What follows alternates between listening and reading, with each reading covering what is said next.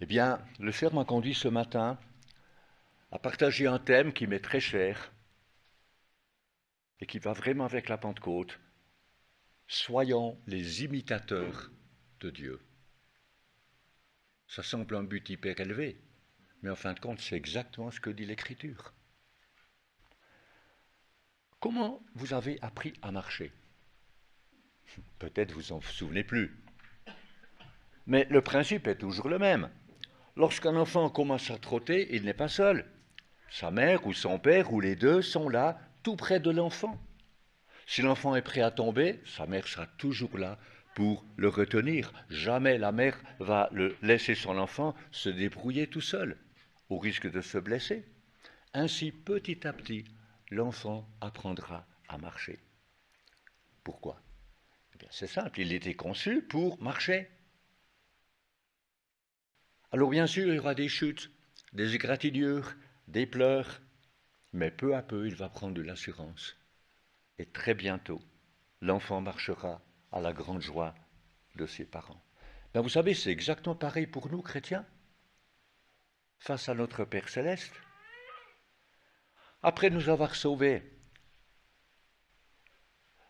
le Seigneur ne nous place pas dans le monde en disant « Maintenant que je t'ai sauvé, je veux que tu marches comme un enfant de Dieu. » C'est mission impossible. Impossible. Alors, je vous invite à ouvrir votre Bible dans l'Épître aux Éphésiens, au chapitre 5.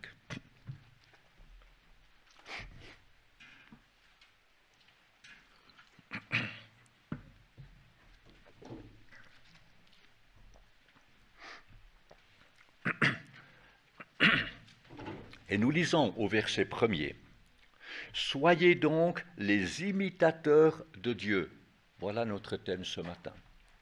Puisque vous êtes ses enfants bien-aimés. Et en ce dimanche de Pentecôte, voilà ce que le Seigneur nous donne, de devenir ses imitateurs. Alors, est-ce une mission impossible? Si je dis Michel, tu dois devenir semblable à Dieu, ben je m'attaque à une tâche complètement impossible. Mais ce n'est pas ce que Dieu me dit. Pourquoi? Parce que mon identité n'est pas basée sur ce que je fais, mais sur qui je suis aux yeux de Dieu. Alors la question à se poser en début de ce culte, qui sommes-nous aux yeux de Dieu? Avant de répondre comment être imitateur de Dieu, qui sommes-nous et qui êtes-vous aux yeux de Dieu? Alors au verset 1er, Dieu nous appelle ses enfants bien-aimés. Un peu plus loin au verset 3, il nous appelle saints. Ben, saint, c'est une personne qui a reçu le Seigneur dans sa vie et qui, par son union à Jésus-Christ, est appelée sainte, c'est-à-dire mise à part pour Dieu, qui appartient à Dieu, et chose merveilleuse, nous appartenons à lui pour toujours. De plus, selon le verset 8, nous sommes lumière dans le Seigneur. Pas appelés à être lumière, nous sommes lumière. La seconde, une personne confie sa vie à Jésus, il est lumière dans le Seigneur, même si pratiquement rien n'a encore changé. Alors, je pêche encore, mais mon identité n'est plus pécheur ou pécheur pardonné. Il faut vraiment la faire attention. Je ne suis pas un pécheur pardonné. Je suis saint. Dieu m'appelle saint. Et c'est ce que vous êtes si vous avez reçu Jésus-Christ dans votre cœur. Donc Dieu ne nous appelle pas pécheurs pardonnés, mais il nous dit, tu es mon enfant bien-aimé, tu es saint, tu es lumière en mon Fils Jésus-Christ. Vous savez, une des forces les plus destructrices dans la vie est le fait de vivre sur la base d'un amour et d'une acceptation conditionnelle. C'est catastrophique comme système. Et dans un mariage, c'est l'échec assuré. Par contre, une des plus grandes forces dans la vie, c'est de vivre à la lumière de l'amour et de l'acceptation inconditionnelle de Dieu en son Fils Jésus-Christ. Inconditionnelle. Tant que je me considère comme étant sans valeur ou sans grande valeur, parce que je manque beaucoup, ben, je ne peux pas être épanoui et je n'ai pas grand-chose à offrir à autrui. Mais lorsque j'accepte l'identité que Dieu m'a donnée, alors je peux réellement vivre qui je suis, malgré des manquements, malgré des chutes. Et je peux être ainsi un enrichissement pour autrui. Lorsque vous avez reçu le Seigneur dans votre vie, le Seigneur a pris sur lui tout ce que vous étiez. C'est extraordinaire ça. Et puis il vous a donné tout ce qu'il est. Une vie nouvelle, sa propre justice et son acceptation inconditionnelle.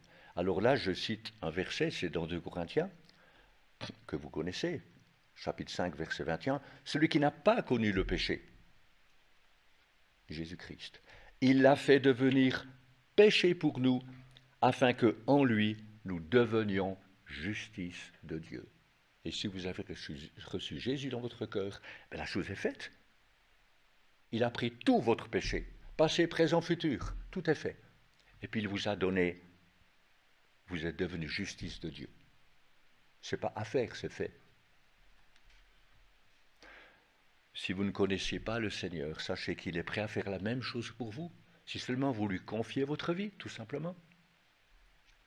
Alors, désirons-nous être les imitateurs de Dieu? Eh bien, nous avons besoin, premièrement, de recevoir l'amour que Dieu nous offre et son acceptation inconditionnelle. Je le répète parce que beaucoup vivent toujours dans le conditionnel. Oui, mais je manque beaucoup. Oui, mais je ne suis pas digne. Oui, mais... Là, on ne fait rien du tout. On ne fait rien. Ce n'est pas une vie chrétienne. C'est une vie misérable. On mène une vie de misérable. Ce n'est pas ce que Dieu veut. Nous avons besoin de recevoir l'amour que Dieu nous offre et son acceptation inconditionnelle. Alors seulement nous pourrons commencer à aimer notre prochain et à l'accepter comme le Seigneur nous a acceptés, c'est-à-dire inconditionnellement. Alors, passons à la pratique. Et là, c'est tout le domaine de la sanctification. Votre frère, votre sœur, ici présent, peut-être votre conjoint, n'est pas parfait. Ben, c'est très bien ainsi. Vous savez quoi? Dieu l'a accepté. Dieu l'a accepté, donc vous pouvez aussi l'accepter. Je peux accepter mon frère, ma sœur, parce que Dieu l'a accepté pleinement. Vous savez, les chrétiens du 1er siècle, on le voit dans le livre des Actes, n'étaient pas parfaits. Mais la Bible dit que suite à la Pentecôte, ceux qui avaient cru n'étaient qu'un cœur et qu'une âme. Acte 4, 32. Pourtant, ils n'étaient pas parfaits, mais ils s'aimaient. Et c'est un témoignage pour toute la communauté. Et c'est bien ce que l'apôtre souligne, et là je suis un petit moment au chapitre 1er des Éphésiens, c'est bien ce qu'il souligne au chapitre 1er. L'apôtre Paul rend grâce à Dieu pour un si grand salut, et il dit au verset 4, « En lui, Dieu nous a choisis. » Vous vous rendez compte? Le privilège, Dieu nous a choisis, Dieu vous a choisi, Dieu m'a choisi. Et pour quel but? L'Écriture dit, chapitre 1, verset 4, « Pour que nous célébrions la gloire de sa grâce. » Vous savez, notre vie chrétienne devrait être un chant continuel, perpétuel dans nos cœurs. Voilà ce que devrait être notre vie chrétienne. Un chant perpétuel, depuis qu'on se lève le matin, malgré les difficultés, malgré des prières, Dieu ne répond pas comme on l'aurait voulu. Et nos cultes du dimanche matin devraient être une célébration envers celui qui nous a sauvés. Ça, c'est essentiel. Si on a compris ce que dit l'Écriture, on ne peut qu'entrer dans la louange. Peu importe les situations. Moi, je vois mon frère qui a donc Alzheimer, qui est maintenant dans un IMS, triste état souvent, parce que souvent il est endormi, c'est dur. Et pourtant, quand il arrive à ouvrir les yeux, à dire quelques mots, il est reconnaissant, il est tout content de nous voir avec Singa. Et quand je prie, il prie. Et c'est que de la reconnaissance. Dieu est bon, mes amis, c'est ce qu'il fait. Et il est temps de le louer chaque jour. Oublions les circonstances. Dieu est souverain des circonstances. Toute chose concourt bien de ceux qui l'aiment. Alors il est temps de le louer, peu importe les circonstances, et de lui faire confiance. Eh bien, on va passer à la pratique. Et je prie nous pouvons nous lever et chanter un chant. Règne en moi.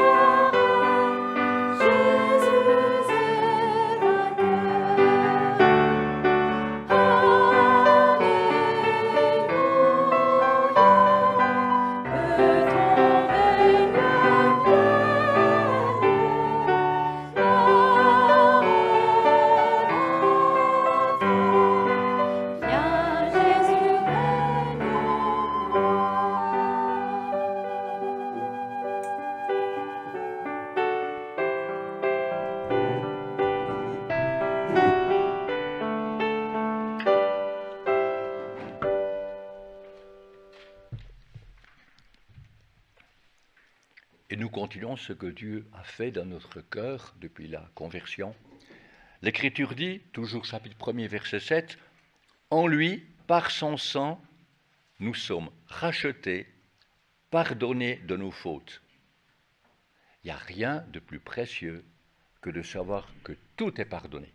Tout. Peu importe ce que nous avons fait. Peu importe. Tout est pardonné pour toujours. Et puis au verset 11, un peu plus loin, la Bible dit, « En lui, nous avons été désignés comme héritiers. » C'est époustouflant. Que Dieu nous a choisis comme son héritage. Vous n'êtes pas étonnés? Quand on voit combien on est faillible, qui prépare son épouse, je me dis, mais oh là là, c'est fou. Mais c'est vrai, un jour nous serons pratiquement ce que nous ne sommes pas encore. Dieu est patient, nous pouvons aussi l'être. Donc vous voyez, le chrétien n'est pas un pauvre pécheur qui fait de son mieux pour plaire à Dieu. Au contraire, nous pouvons, comme nous l'avons chanté, proclamer haut et fort, gloire à Dieu qui a fait de nous son héritage, et de le vivre pratiquement. Et plus loin, versets 13 à 14, en lui, vous avez été marqués de l'empreinte du Saint-Esprit qui avait été promis, il est le gage de notre héritage. Ben cela nous parle de la Pentecôte. L'Esprit de Dieu a posé sa marque sur tous ceux qui appartiennent à Dieu. Et vous savez, le fait que vous appartenez à Dieu, personne ne peut vous le prendre. Dans la vie, vous pouvez perdre beaucoup de choses. Votre emploi, des biens matériels, même la santé.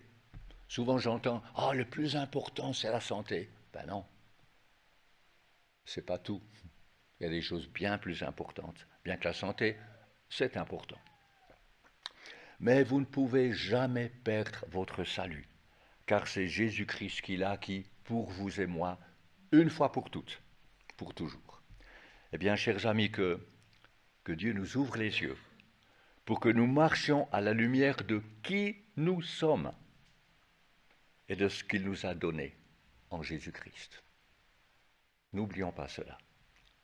Maintenant que nous avons vu qui nous sommes dans le Seigneur, nous pouvons répondre à la question « Comment devenir les imitateurs de Dieu ?»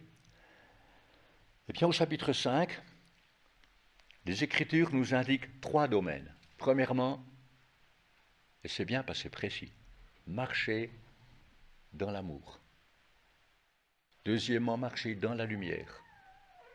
Et troisièmement, marcher avec sagesse. Voyons tout d'abord, premièrement, marcher dans l'amour. Et là, je lis dans Éphésiens 5, vous pouvez lire dans votre Bible, chapitre 5, verset 2, où je lis les versets 1 et 2.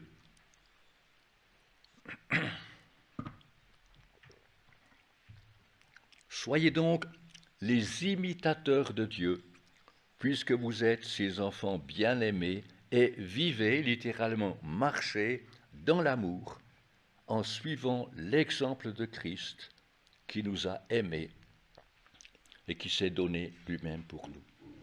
Mais voyons tout d'abord comment Dieu agit, et ensuite comment nous devrions agir.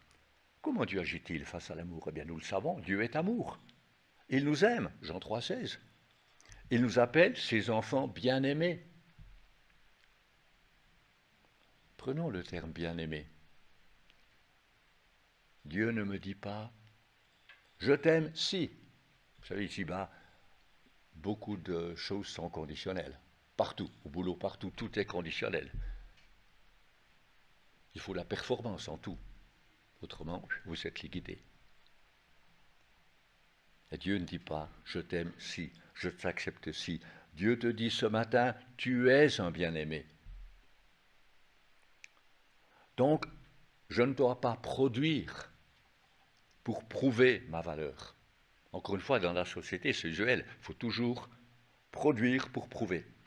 Mais devant Dieu, non. Nous avons une grande valeur aux yeux de Dieu. Alors, comment pouvons-nous agir en relation avec l'amour? Pensez au chapitre 13 des Corinthiens, grand chapitre sur l'amour. Il est dit, entre autres, en Corinthiens 13, 7, l'amour pardonne tout, il croit tout, il espère tout, il supporte tout.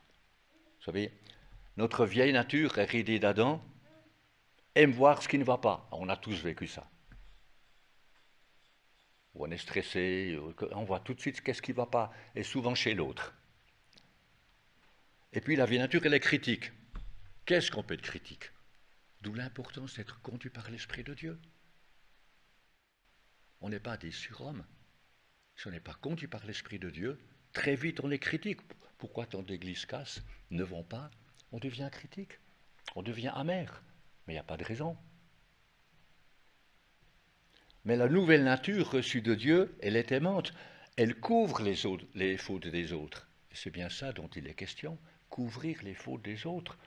L'amour pardonne tout, croit tout, tu crois le meilleur pour le prochain. Bon, maintenant c'est peut-être pas génial, mais par la grâce de Dieu, ça ira. L'amour espère tout, supporte tout. La vieille nature, elle est égoïste. Hein, et on élève des murs, on veut se protéger. Et on vit dans une prison. Beaucoup de gens vivent dans une prison. On veut tellement se protéger des blessures d'autrui que on vit dans une prison. Mais la nouvelle nature, elle est aimante et elle construit des ponts.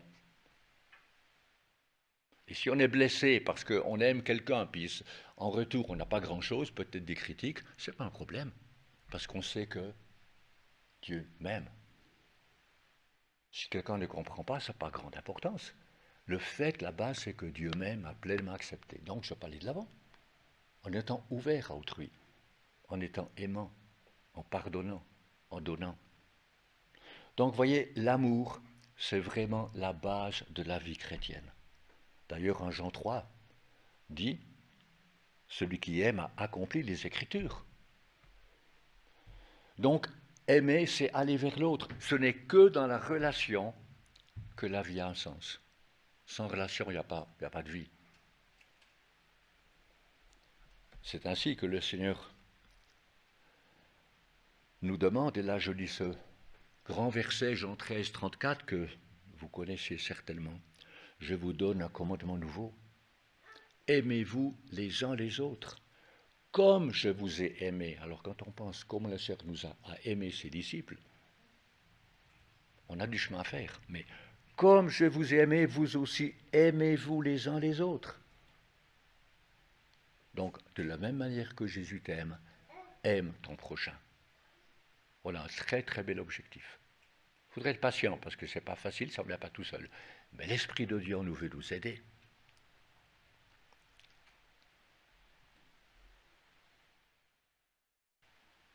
Mais une chose importante, si tu doutes de l'amour inconditionnel de Dieu pour toi, tu ne peux pas aimer autrui.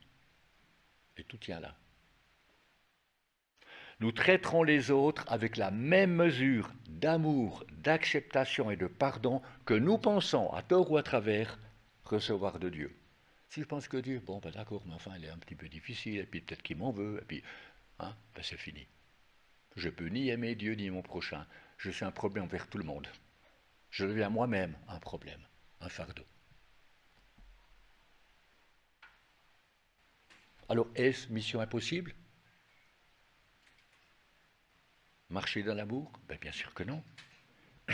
Je cite Romains 5,5, et ça c'est en relation aussi avec la Pentecôte.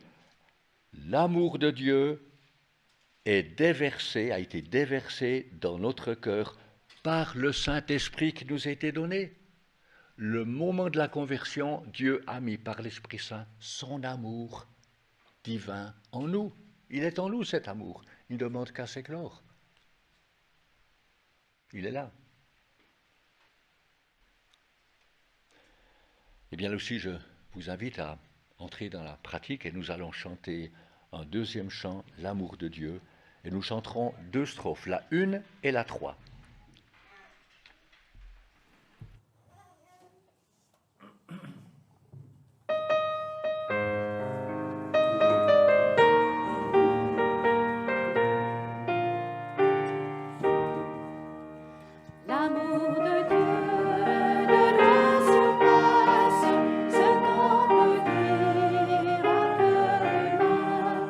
Il est plus grand que les espaces.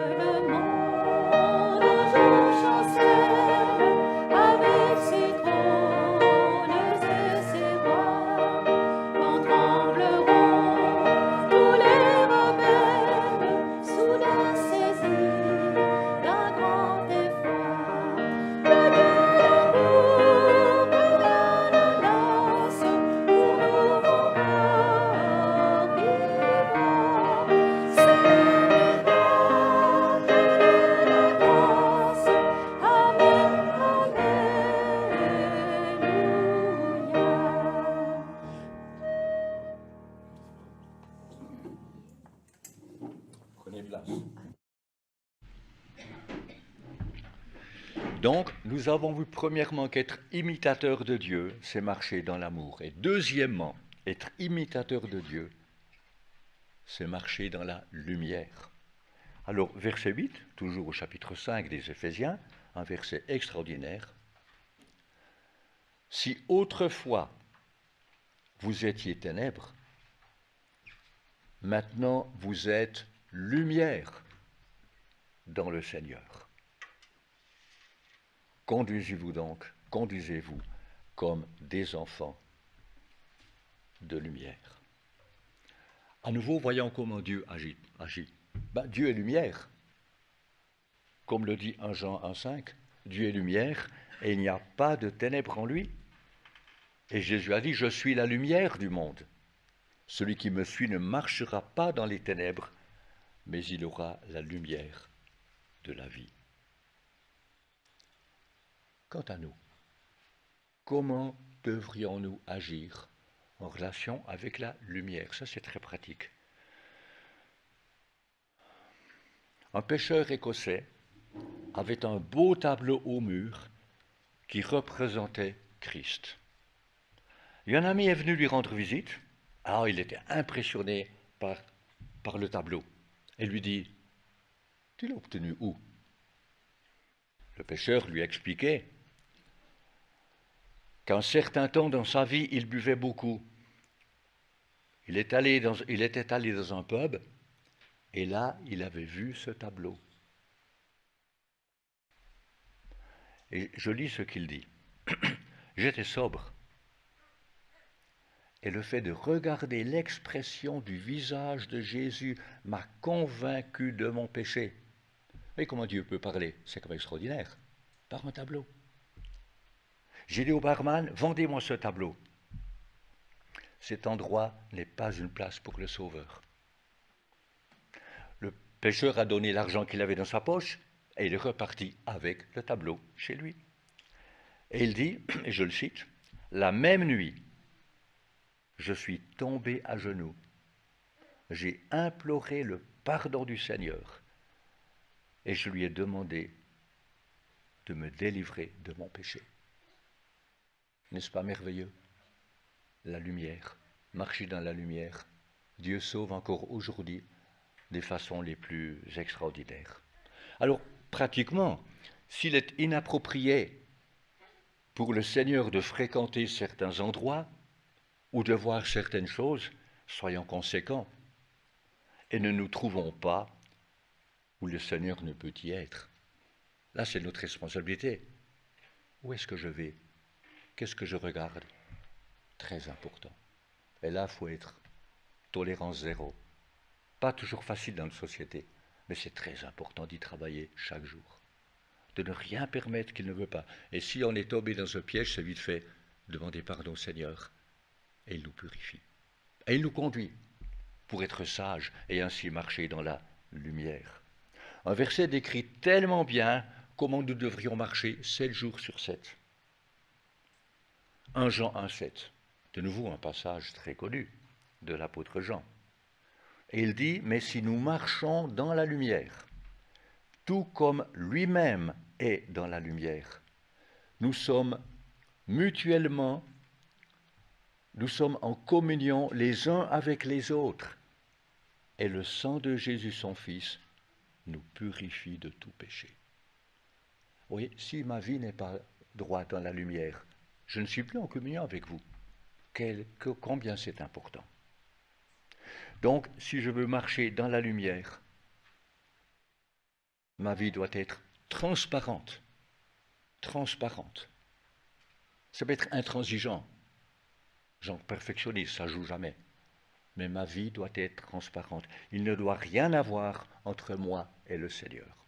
Et à quoi que ce soit, nous savons la solution, c'est demander pardon à notre Dieu qui ne se lasse pas de pardonner et de nous apprendre et de nous conduire par son esprit.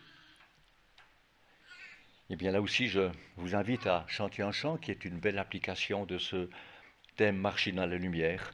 Quand ton cœur rempli de crainte, nous chanterons ce chant debout.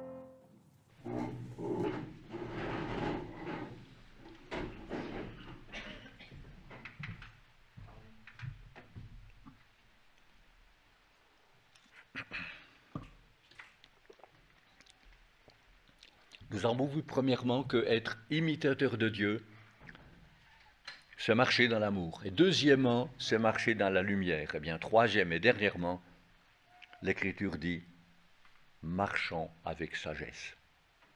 Et là, je lis les versets 15 à 17. « Faites donc bien attention à la façon dont vous vous conduisez. Ne vous comportez pas comme des fous, mais comme des sages. Rachetez le temps, car les jours sont mauvais. » C'est une citation du prophète Amos. C'est pourquoi ne soyez pas stupides, mais comprenez quelle est la volonté du Seigneur. Alors à nouveau, comment Dieu agit-il? Eh bien, nous le savons, Dieu est sage. Il a un plan bien défini. Il complète ce qu'il entreprend. Je pense à ce verset de Romains 11, 33, qui dit quelle profondeur ont la richesse, la sagesse et la connaissance de Dieu, que ses jugements sont insondables et ses voies impénétrables. Application, comment devrions-nous agir? Eh bien, le livre des Proverbes souligne l'importance d'agir avec sagesse. Proverbe 2, verset 6 dit « C'est l'Éternel qui donne la sagesse. C'est de sa bouche que sortent la connaissance et l'intelligence, c'est-à-dire la compréhension. » D'où l'importance de lire sa parole pour recevoir instruction et sagesse, pour agir sagement. Donc Dieu est sage. Et Jésus-Christ, nous le savons, était fait sagesse pour nous. Et c'est bien pour cela que nous sommes appelés à marcher avec sagesse. Mais attention, il ne suffit pas de dire ou de citer ce verset, Jésus-Christ était fait sagesse pour nous, et puis, comme par miracle, tout va bien. Non. Vous savez, nous sommes pris par tant de choses. Même si on est retraité, nous sommes pris par tant de choses que nous avons trop souvent perdu le temps de la réflexion, le temps de nous placer devant Dieu, de faire silence et d'être à son écoute. Je ne sais plus qui c'était, si c'était un réformateur mais qui disait « J'ai tellement à faire aujourd'hui que je dois passer les 3 premières... Luther, que je dois passer les 3 premières heures à prier. Et ça m'arrivait des fois. Quand j'étais dans le ministère, vous avez tellement à faire, on est stressé. Et beaucoup de pasteurs vivent dans le stress. La meilleure des choses, il faut tout arrêter. Tout remettre au Seigneur. Prier, tout remettre à lui. Nous laisser remplir de sa paix. Puis après, on y voit clair. Seigneur, quelles sont les vraies priorités? Il y a beaucoup de fausses priorités. Beaucoup. On fait beaucoup de choses, même en tant que pasteur, qu'on voit seulement après coup, qui n'étaient vraiment pas importantes. Mais si nous gardions l'essentiel, on ferait beaucoup mieux. Donc, nous devons prendre le temps de la réflexion, de nous placer devant Dieu, de faire silence et d'être à son écoute. Alors, je ne sais pas, Seigneur, j'ai 5 minutes, qu'est-ce que tu veux me dire? C'est prendre le temps. Seigneur, que veux-tu me dire ce matin? Et face à cette situation, que voudrais-tu que je comprenne? C'est tellement important. Vous savez, tout ce que nous faisons pour le Seigneur, s'il ne baigne pas dans la prière, ben ça ne sert pas à grand-chose. Autant dire que ça ne sert à rien du tout. Même notre service pour Dieu. On peut courir pour le Seigneur, faire des choses. C'est pas ce que Dieu nous a demandé. Je pense beaucoup de choses qu'on peut faire, c'est pas ce que Dieu demande. On fait des choses pour lui. Non, on fait avec lui. Mais ce que lui veut et rien d'autre. À la retraite, peut-être c'est pour toi Daniel, Michel, on a le privilège de choisir qu'est-ce qu'on fait pas. Quand on est pasteur, on met sur vous 101 choses, on ne peut pas toujours choisir. Mais maintenant, c'est le temps de choisir. Seigneur, que veux-tu? Et ne prendre que ce que le Seigneur a pour nous, rien d'autre. Si je ne prends pas le temps de préparer mon cœur, je n'aurai pas grand-chose à partager. Mon cœur sera pauvre. J'ai en fait rien à partager. Donc la priorité, c'est de se tenir dans la présence de Dieu et d'y rester. C'est des fois la chose la plus difficile. On a tellement de choses à faire. Il faut courir. Alors nous pouvons bien comprendre les paroles de Paul au verset 15. Faites donc bien attention à la façon dont vous vous conduisez. Ne vous comportez pas comme des fous, mais comme des sages. Prenons le temps. Jésus n'a jamais couru dans les évangiles. Il n'a jamais couru d'une urgence à l'autre. Pourtant, il y en avait des choses à faire. Donc, je le répète avant d'agir, prenons le temps de la réflexion. Demandons conseil à notre Père céleste. Laissons-nous conduire par son esprit. Mais ce n'est pas tout. Le chrétien sage comprend les temps dans lesquels il vit et l'importance de vivre pour Dieu. Donc il va mettre en pratique l'exhortation du Seigneur, rachetez le temps car les jours sont mauvais. Ne l'oublions pas.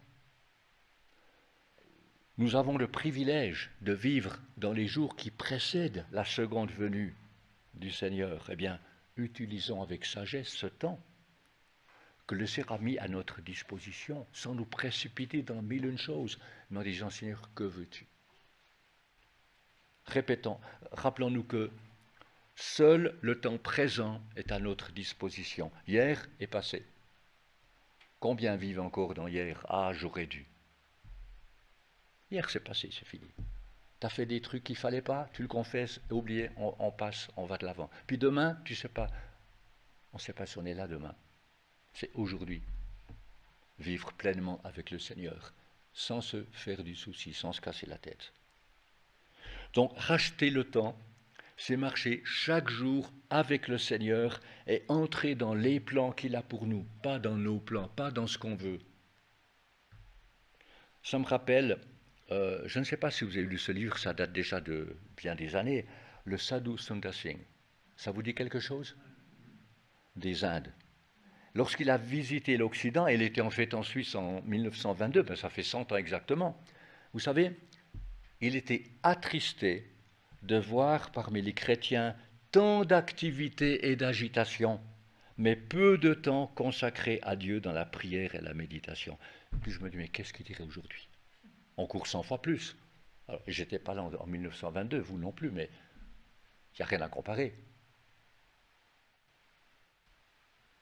Donc, nous avons besoin de prendre du recul et d'évaluer nos priorités. Que faisons-nous? Où allons-nous? Si nous n'avons pas de priorités bien établies, nous vivrons par toutes sortes de pressions. Et là, ce n'est fini de la vie chrétienne. Si je suis pris par le stress, par les pressions, c'est fini. Je ne vis plus la vie chrétienne. Alors, chers amis, marchons avec sagesse. Et aussi, je vous invite à chanter un chant admirable et ton conseil.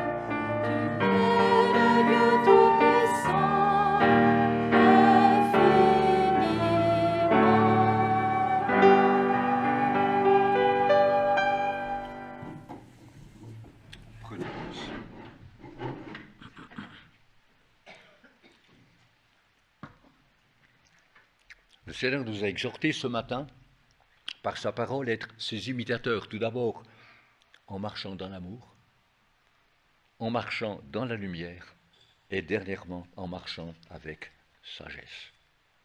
Il est temps de conclure. Si nous vivons dans l'amour, dans la lumière et avec sagesse, les personnes que nous côtoyons verront que nous sommes enfants de Dieu, non pas parce que nous leur avons dit, mais parce que notre vie va le démontrer. Alors, comment allons-nous vivre cette semaine? Pratiquement dans l'amour, dans la lumière et avec sagesse.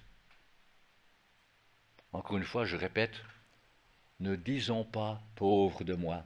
Je ne peux pas vivre la vie chrétienne. Je le répète, Dieu n'a jamais voulu que nous vivions par nous-mêmes la vie chrétienne. C'est une tâche impossible.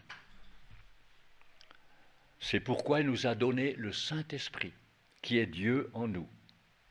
Rappelez-vous les paroles du Seigneur dans Jean 15 au verset 5. Je suis le cep, vous êtes les sarments. Celui qui demeure en moi et en qui je demeure porte beaucoup de fruits. Ben voilà la réponse.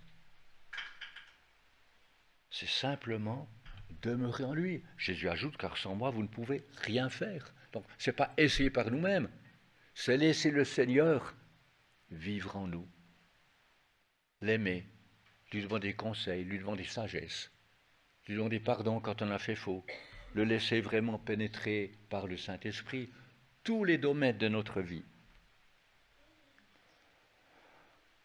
En tant que sarment, je n'ai aucun pouvoir pour produire le fruit. Mais je peux porter beaucoup de fruits. Encore une fois, comment? En demeurant. C'est pas difficile. C'est pas faire. Dieu dit pas fait. Il dit demeure en moi. Si nous demeurons en lui et que nous le laissons lui demeurer en nous, nous porterons non seulement du fruit, mais beaucoup de fruits. Bien, que le Seigneur nous aide, déjà aujourd'hui, à le mettre en pratique, à le vivre chaque jour. Et c'est une marche merveilleuse, valorisante. On ne porte plus des fardeaux. On marche avec le Seigneur, l'Esprit de Dieu en nous.